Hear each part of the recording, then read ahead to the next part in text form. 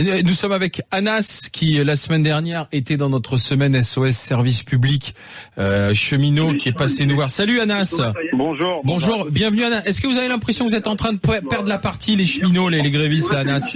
Non, pas du tout, on va la durcir, au contraire. Nous sur Gare du Nord, on a voté le principe de la grève reconductible, donc aujourd'hui on va se rassembler en assemblée générale pour être en grève à partir du lundi prochain, donc on va durcir le temps, au contraire, hein, c'est pas avec les pourcentages, c'est avec les salariés les plus déterminés qui sont prêts à y aller mais pourquoi pénaliser le français moyen qui prend ce train, il ne va pas sur les Champs-Élysées. Vous faites que ça pour emboliser et paralyser le plus de personnes, parce qu'on peut plus dire prise d'otage maintenant. Mais allez embêter Matignon, allez à Bercy, allez bloquer la cantine de l'Assemblée nationale. Vous allez voir que vous allez tout de suite, là, vous allez voir que les choses vont bouger. Laissez le français moyen aller travailler. Ceux qui se lèvent à 5h du mat pour aller prendre leur TER, c'est par exemple des femmes de ménage. Les gens sont blindés dans le métro, ils sont serrés comme des sardines, outre la chanson, et ils font des malaises. Des gens veulent aller voir leurs personnes âgées en province. Hier, on a eu un témoignage d'un papa qui a un enfant autiste et qui ne peut pas prendre le train à cause de votre grève. Les Français, 1, ne vous soutiennent pas. 2, moi je ne comprends pas. Et 3, allez vraiment, si vous voulez embêter quelqu'un, allez embêter les politiques. Laissez les Français tranquilles. Allez, Ils vont prendre un train. On va pas sur les Champs-Élysées ni sur les Galeries Lafayette. Les vrais riches ne prennent pas le train. Les vrais riches, Macron hier quand il a été sur le bateau, il a pris la voiture. Il a pas pris de train. Donc embolisez, je sais pas ce que vous voulez, mais foutez la paix aux Français qui veulent juste prendre le train et qui payent. D'ailleurs, le train, il est pas gratuit. On paye 2 fois, 1 sur la peau et 2 sur le coût du train. Ça coûte très cher. Anas, allez-y. Ah, merci, si je peux parler. Bravo pour le meeting politique. En tout cas, moi, je tiens à rappeler simplement que on est français, on n'est pas thaïlandais. D'accord, donc à un moment donné aussi les cheminots ils se réveillent aussi à 4h du matin, les cheminots ici ils font le service public. En Thaïlande ils se lèvent pas à 4h du matin, enfin je comprends pas votre analogie là. Oui, non mais parce que vous êtes en train de dire des Français comme si nous on était thaïlandais ou pakistanais. On est aussi français, on paye aussi des impôts et on travaille, on contribue mais c'est vous qui faites grève. Mais c'est vous qui bloquez le pays en plus, vous êtes la seule entreprise qui peut se permettre de faire grève car elle va pas tomber en faillite. Et ça c'est simple. C'est pour ça que vous faites grève parce que de toute façon on va payer votre dette. Les 20 millions d'euros par jour, c'est nous qui les payons, c'est pas vous. Jimmy.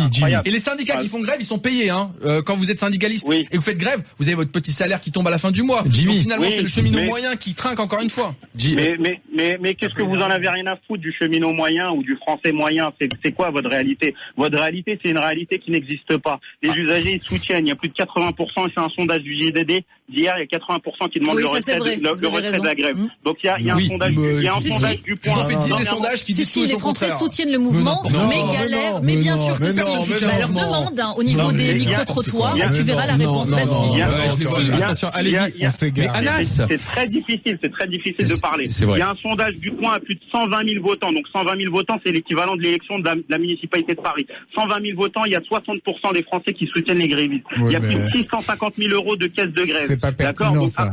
Oui, non, mais à un moment donné, vous donnez une réalité qui n'est pas factuelle. Vous voyez qui? Vous êtes médecin, monsieur Jimmy, c'est ça? Vous êtes médecin? Malheureusement, oui. Allez faire médecin dans la ruralité au lieu d'être médecin à Paris. Le donneur de leçons, très bien. Le donneur de leçons du dimanche, très bien. Vous, cheminot, vous faites plus que moi, médecin. Mais qu'est-ce que vous connaissez de ma vie?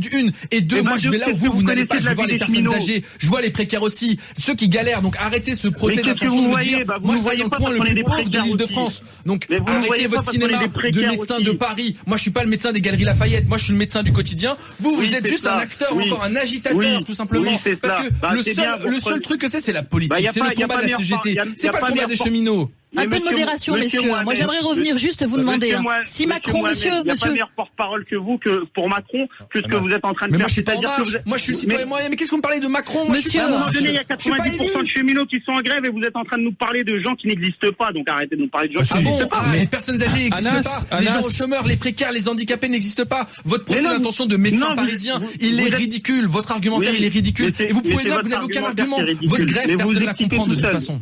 Anas, les syndicats, c'est une guerre de syndicats. Attends, Anas, moi je voudrais comprendre. Anas, c'est Alain. Oui, c'est difficile. Je reconnais que c'est pas simple. N'importe quoi, je vais pas en plus vous laisser dire n'importe quoi. Je voudrais juste poser une question à Anas, Jimmy. Vous avez parlé 4 minutes déjà. Attends, je voudrais poser une question. Vous avez fait une introduction de 4 minutes. Je voudrais poser une question. C'est bien, vous avez le chronomètre. Au moins les trains peut-être arrivent à l'heure. Si jamais vous avez 4 minutes, répète que les trains arrivent à l'heure. Vous me parlez de temps de parole.